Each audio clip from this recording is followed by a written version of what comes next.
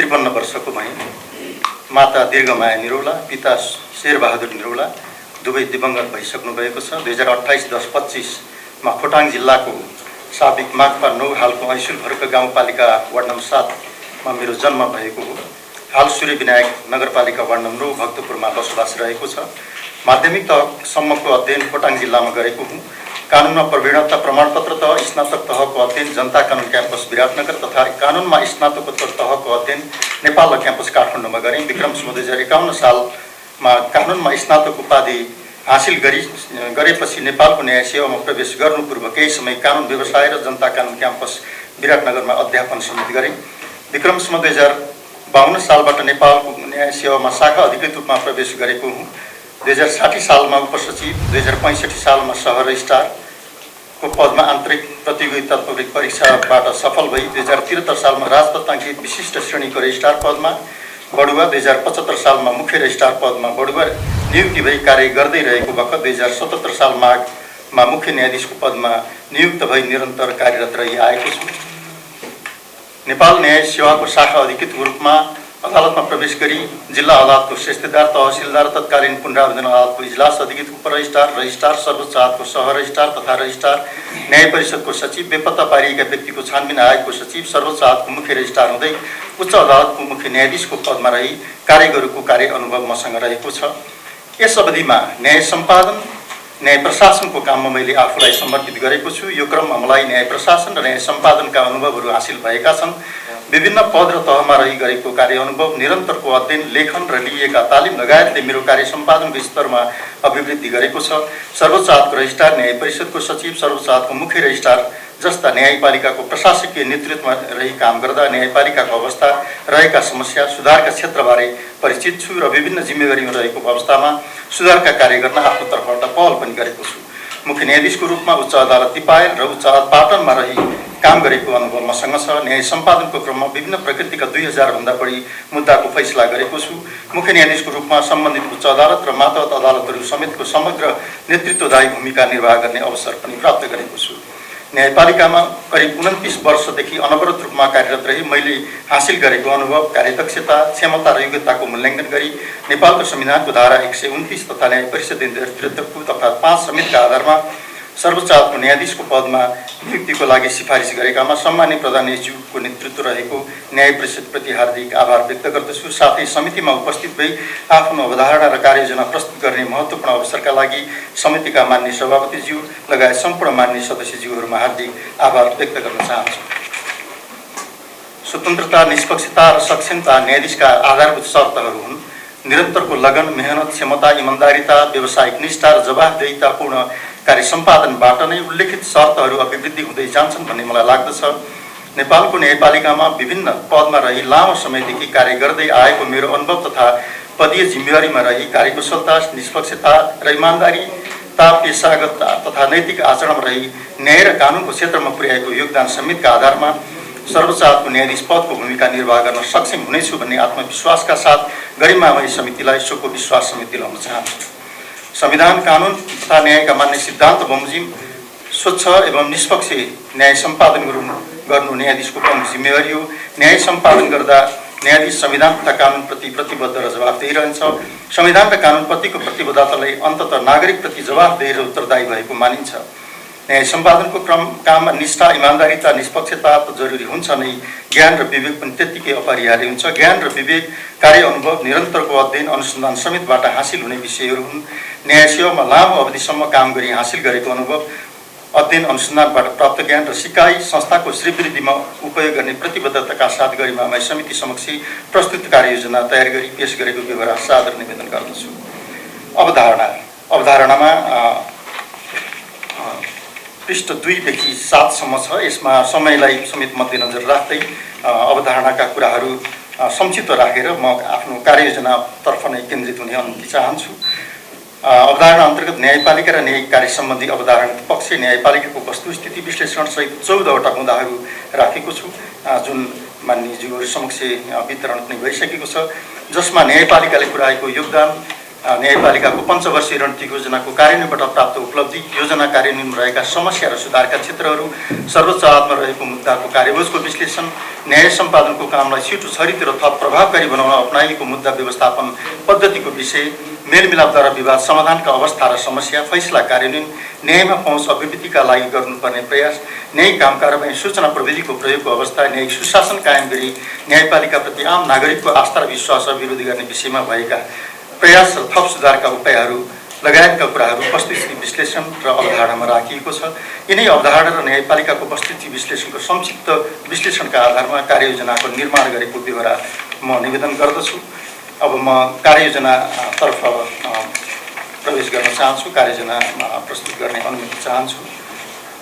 नेपालको संविधान, न्याय प्रशासन सम्बन्धी प्रचलित कानुन, न्यायपालिकाको रणनीतिक योजना, न्यायपालिका तथा न्याय प्रशासनको सुधारका सम्बन्धमा भएका विभिन्न अध्ययन प्रतिवेदनका सुझावलाई समेत पृष्ठभूमिमा राखी कार्ययोजना तयार गरेको छु। न्यायपालिकाको मूल नीतिगत दस्तावेजको रूपमा रहेको न्यायपालिकाको चालु 5औं पञ्चवर्षीय रणनीतिक योजनाले लिएका लक्ष्य गन्तव्य हासिल गर्न र निर्धारित कार्यक्रमहरूको कार्यान्वयनमा प्रस्तुत कार्ययोजना सहयोगी हुने विश्वास छ। न्यायपालिकाको रणनीतिक योजना तर्जुमा र कार्यान्वयनका अनुभव समेतका आधारमा यो कार्ययोजनाको प्रभावकारी कार्यान्वयनमा क्रियाशील रहने प्रतिबद्धता समेत व्यक्त गर्न चाहन्छु। न्यायाधीशका लागि न्यायपालिकाको नीति, सुधार योजना र नेतृत्वको योजना भन्दा अर्को छुट्टै वा पृथक योजना हुँदैन।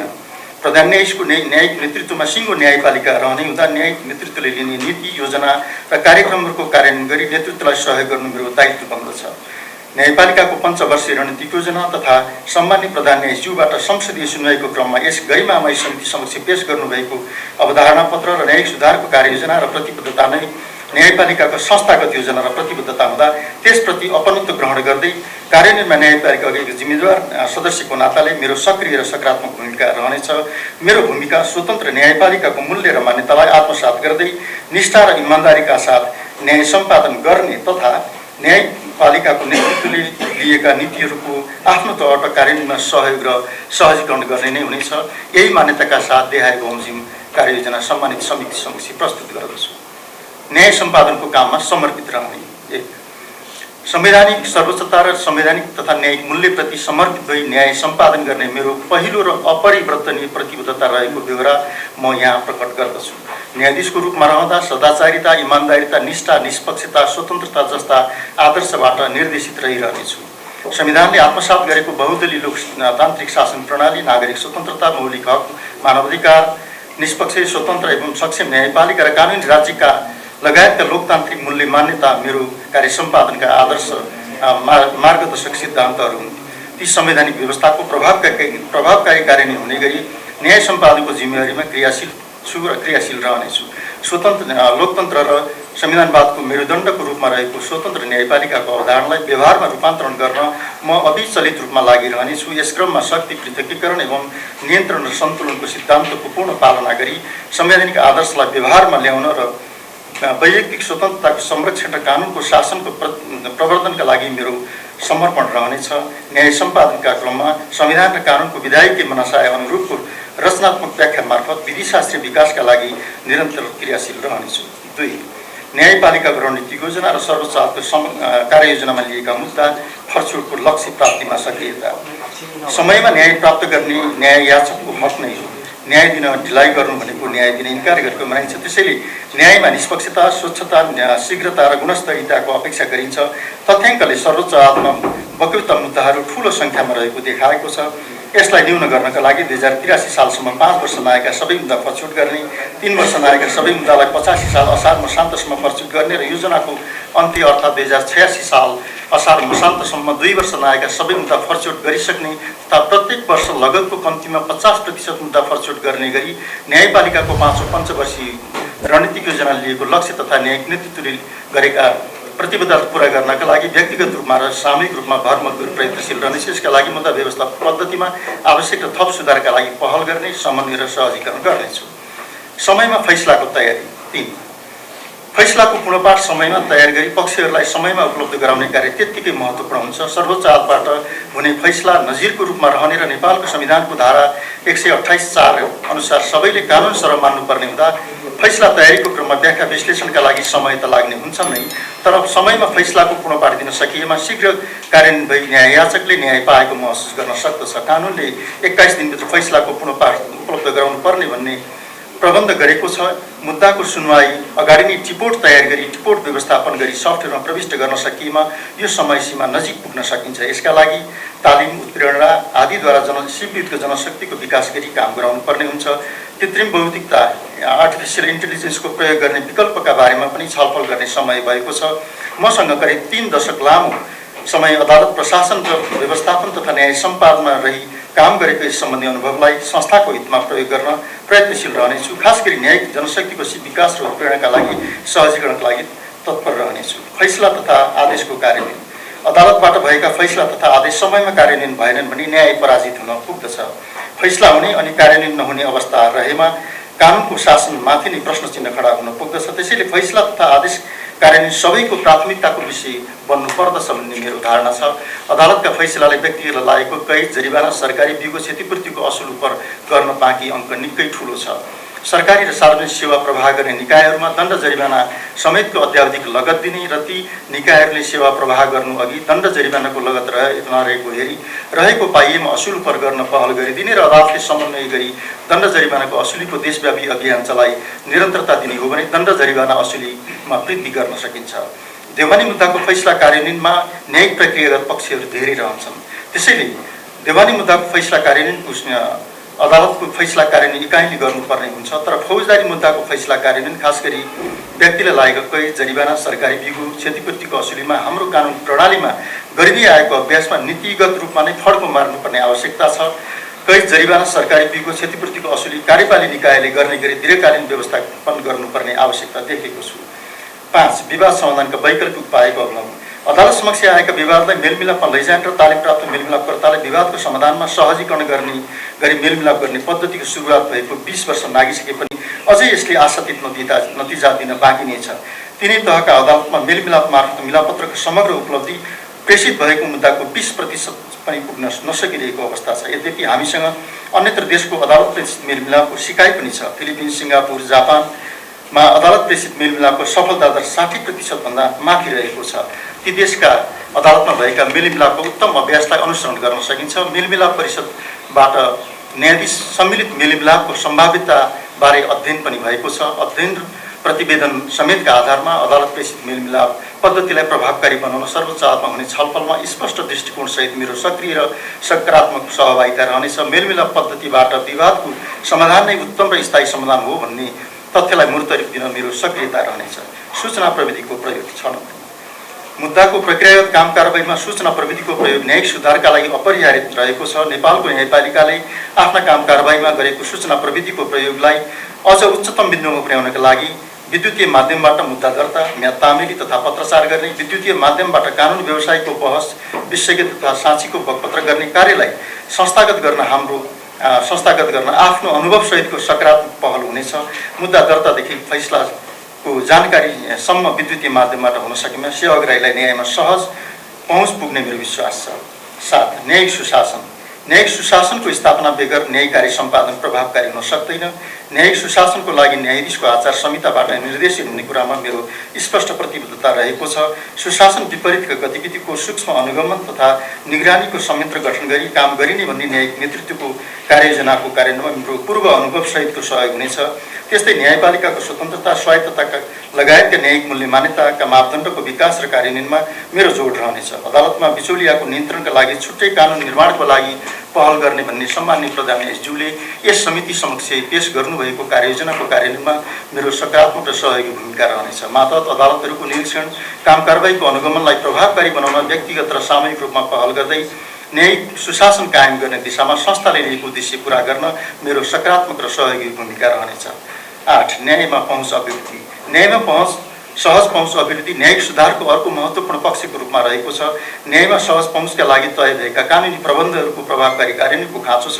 अदालतमा आउने मुद्दाका पक्षहरूलाई न्यायिक प्रक्रिया र पद्धतिबारे जानकारी गराउने, साक्षी तथा पीडितको संरक्षणमा मुद्दामा कानुनी प्रतिनिधित्व गराउन नसक्नेका लागि निःशुल्क कानुनी सेवाको व्यवस्था, मा प्रभावकारिता ल्याउन मुद्दाको फैसला सहितको मिसिल स्क्यान गरी सफ्टवेयरमा राख्ने र पक्षले जुनसुकै अदालतबाट त्यसको नक्कल लिन सक्ने गरी प्रबन्ध गर्न सूचना प्रविधिको प्रयोग गरी अदालतमा आउने सेवाग्राहीलाई न्यायमा सहज पहुँच पुर्याउने व्यवस्थाको लागि मेरो सकारात्मक र सक्रिय पहल हुनेछ। 9 सर्वोच्च अदालतमा रहेको मुद्दाको कार्यभोजको व्यवस्थापन। मुद्दाको तथ्याङ्कीय अवस्था हेर्दा सर्वोच्च अदालतमा निरन्तर कार्यभोज विस्तार भइरहेको छ। कार्यभोजलाई व्यवस्थापन गरी न्याय सम्पादनमा शीघ्रता ल्याउन उपयुक्त व्यवस्थापकीय उपायहरू जस्तो कि सुनवाई व्यवस्थापन, बहस व्यवस्थापन लगायतको अवलम्बन जरुरी छ। विगतमा सर्वोच्च अदालतबाट मुद्दाको कार्यभोज घटाउने सम्बन्धमा भएको अध्ययनमा आफू संलग्न रहेको अनुभवका आधारमा हेर्दा सर्वोच्च अदालतको क्षेत्राधिकारमा पुनरावलोकन गर्ने वा न्यायाधीश सङ्ख्या बढाउने दुईटा विकल्प हुन सक्दछन्। त्यसमध्ये पहिलो विकल्प हाम्रा लागि उपयुक्त हुन सक्दछ। स्थानीय तहले र प्रदेशले बनाएको कानुनको संवैधानिकताको परीक्षण लगायत स्थानीय तह र प्रदेश तह बीचको विवादको निरूपणको क्षेत्राधिकार उच्च अदालतलाई प्रदान गर्ने गरी संवैधानिक व्यवस्थापन गर्न सकिन्छ। सर्वोच्च अदालतलाई संवैधानिक एवं जटिल कानुनी प्रश्नको अन्तिम व्याख्याता कोर्ट अफ इन्टरप्रिटेसनको रूपमा अझ व्यवस्थित र स्थापित गर्न आवश्यक छ। सर्वोच्च अदालतमा बढ्दो रिटको सङ्ख्यालाई कम गर्न प्रशासकीय अदालत श्रम अदालतका क्षेत्राधिकारमा पुनरावलोकन गर्न आवश्यक छ। उच्च अदालतमा रिट लाग्ने अवस्थामा सोझै सर्वोच्च अदालतमा आउनुपर्ने मुनासिब कारण देखाएमा र सो कारण उपयुक्त देखिएमा मात्र सर्वोच्च अदालतमा रिट लाग्ने संवैधानिक तथा कानुनी बन्दोबस्त गर्न सकिएमा न्यायिक विकेन्द्रीकरण डिसेन्ट्रलाइजेसन अफ जस्टिसमा मद्दत पुग्न जाने र यसले न्यायमा सहज पहुँच कायम गर्न समेत सहयोग हुन सक्दछ। अपवादात्मक अवस्थामा बाहेक सुरु क्षेत्राधिकार जिल्ला अदालतमा नै रहन दिनु उपयुक्त हुन्छ। उच्च अदालतमा 3 जना न्यायाधीशको पूर्ण इजलासबाट पुनरावेदनको अनुमति लिभ टु अपिल दिने नदिने सम्बन्धमा सुनवाई भई अनुमति प्रदान भएमा मात्र सर्वोच्च अदालतमा पुनरावेदन लाग्ने व्यवस्था गरिनु मुद्दा व्यवस्थापन सुधारको अर्को उपाय हुन सक्दछ। विविध न्यायिक व्याख्या र नजिरमा एकरूपता सर्वोच्च अदालतसँग राखिने अपेक्षा हो। सर्वोच्च अदालतबाट भएका फैसलाहरू सबैका लागि मार्गदर्शक र कार्यान्वयनका लागि बाध्यात्मक हुन्छन्, तर सर्वोच्च अदालतबाट प्रतिवादी नजिरमा एकरूपता कायम हुन नसकेको रचनात्मक आलोचना पनि न्याय जगतमा सुनिने गर्दछ। नजिरका बीचमा एकरूपता र निश्चितता कायम गर्नका लागि हुने अध्ययन तथा न्याय सम्पादन पूर्वमा आफ्नो तहबाट मेरो योगदान रहनेछ। न्यायिक सुधार मुद्दा तथा अदालत व्यवस्थापनमा सुधारका लागि न्यायपालिका भित्रैबाट प्रशस्त अध्ययन भई प्रतिवेदन तयार भएका छन्। ती अध्ययन प्रतिवेदनमा दिइएका सुझावलाई समय अनुकूल प्राथमिकीकरण गरी कार्यान्वयन गर्न न्यायिक नेतृत्वप्रति मेरो सुझाव र कार्यान्वयनमा सक्दो योगदान रहनेछ। यसका अतिरिक्त नेपालको न्यायपालिकाको पञ्चवर्षीय रणनीतिक योजनामा समावेश भएका रणनीतिक क्रियाकलापहरू, सर्वोच्च अदालतले बनाएको आफ्नै कार्ययोजना तथा सम्माननीय प्रधान न्यायाधीशज्यूबाट संसदीय सुनवाईका क्रममा यस गरिमामय समिति समक्ष प्रस्तुत गर्नुभएको कार्ययोजनाको कार्यान्वयनमा मैले आफ्नो भूमिका अनुकूल जिम्मेवारी निर्वाह गर्नेछु। माननीय सभापतिज्यू तथा माननीय सदस्यज्यूहरू, नेपालको संविधान बमोजिम स्वतन्त्र, निष्पक्ष र सक्षम न्यायपालिकाको अवधारणा तथा मूल्य मान्यतालाई आत्मसात गर्दै छिटो, छरितो एवं गुणस्तरीय न्याय प्रदान गर्ने कुरामा म प्रतिबद्ध छु। मैले पेश गरेको न्याय प्रशासनसँग सम्बन्धित कार्ययोजना नेपालको न्यायपालिकाको पञ्चवर्षीय रणनीतिक योजना र संसदीय सुनवाईको क्रममा सम्माननीय प्रधान न्यायाधीशज्यूबाट पेश गर्नुभएको कार्ययोजनाभन्दा भिन्न छैनन्। सामूहिकता भाव, टिम स्पिरिटका साथ काम गर्नुपर्ने भएकोले मैले आफ्नो क्षमता र अनुभवका आधारमा आफ्नो तर्फबाट न्यायपालिकामा दिन सक्ने अधिकतम योगदान गर्न लागिरहनेछु। न्याय सेवामा मैले निर्वाह गरेको भूमिका खुला किताबको पाना जस्तै छ। संविधान र कानुनले सुम्पिएको काम गर्दा सधैँ प्रिय हुन सकिँदैन। न्यायाधीशले न्यायका लागि काम गर्ने हो, त्यसैले त्यहाँ कुनै आग्रह र पूर्वाग्रह राख्नु हुँदैन भन्ने अग्रजहरूले सिकाएको शिक्षा र देखाएको मार्ग मेरो जिम्मेवारी सम्पादनको क्रममा सदा स्मरणमा रहनेछन्। यो सार्वभौम संसदको समिति मार्फत म संविधान र कानुनले दिएको जिम्मेवारी निर्भयतापूर्वक र निष्ठापूर्वक सम्पादन गर्ने प्रतिबद्धता व्यक्त गर्दछु। एउटा दुर्गम गाउँबाट यहाँसम्म आइपुग्न मेरा दिगम्मत मातापिताको ठुलो त्याग र समर्पण छ। मेरा शिक्षक र अग्रजहरूको धेरै मेहनत र लगन पनि छ। संसदीय सुनवाईको यो अवसरमा सार्वभौम संसदको समिति समक्ष उपस्थित भएर म दिवंगत मातापितालाई श्रद्धापूर्वक स्मरण गर्दछु। श्रद्धेय गुरुवर्ग, मार्गदर्शक, अग्रजप्रति हार्दिक सम्मान प्रकट गर्छु। उहाँहरू कसैको पनि शिर निहुरिने गरी र आफूले पश्चातापबोध गर्ने गरी कुनै पनि काम मबाट हुने छैन भन्ने सम्मानित समिति वाचा समेत गर्दछु। अन्त्यमा आफ्नो अवधारणा र कार्ययोजना समितिमा राख्ने अवसरका लागि संसदीय सुनवाई समितिका माननीय सभापतिज्यू, सम्पूर्ण माननीय सदस्यज्यूहरूप्रति हार्दिक कृतज्ञता प्रकट गर्दछु। संसदीय सुनवाई प्रक्रियामा सहजीकरण गरिदिनुहुने सङ्घीय संसदका महासचिव लगायत सचिवज्यूहरूप्रति आभार प्रकट गर्दछु। समितिका कर्मचारी तथा सम्बद्ध सञ्चारकर्मीज्यूहरूप्रति सहयोग र समन्वयका लागि हार्दिक धन्यवाद ज्ञापन गर्दछु। धन्यवाद। माननीय सदस्य